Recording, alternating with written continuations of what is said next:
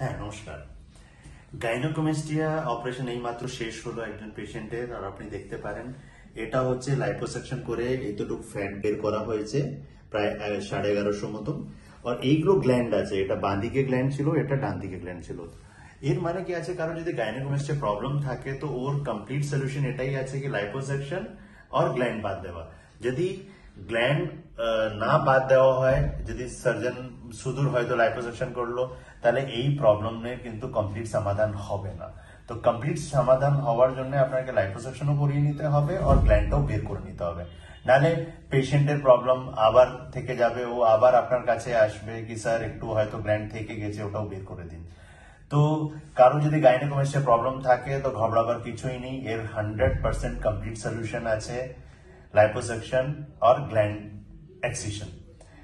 কোনো ডায়েট, কোনো এক্সারসাইজ, কোনো জিম, কোনো ওষুধ কিন্তু গাইনোকোমেস্টিয়া ঠিক করে না। আপনি যতই ওজন কমিয়ে নেবেন হয়তো ফ্যাটটা কমে যাবে কিন্তু গ্ল্যান্ডটা কিন্তু তাও থেকে যাবে।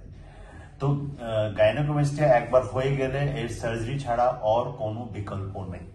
তো কারো যদি এই প্রবলেম থাকে আপনি যে নিচে আমাকে কন্ট্যাক্ট করতে পারেন ইনস্টাগ্রামে কিংবা ফেসবুক পেজে, কিংবা আমার ইউটিউব চ্যানেল সাবস্ক্রাইব করতে পারেন কায়াকল। অ্যান্ড আপনার এই প্রবলেম নিয়ে আপনি কোয়েশ্চেন করবেন, আমার ক্লিনিকতে কেউ না কেউ আপনাকে হেল্প করবে এই ট্রিটমেন্টের জন্য। Thank you.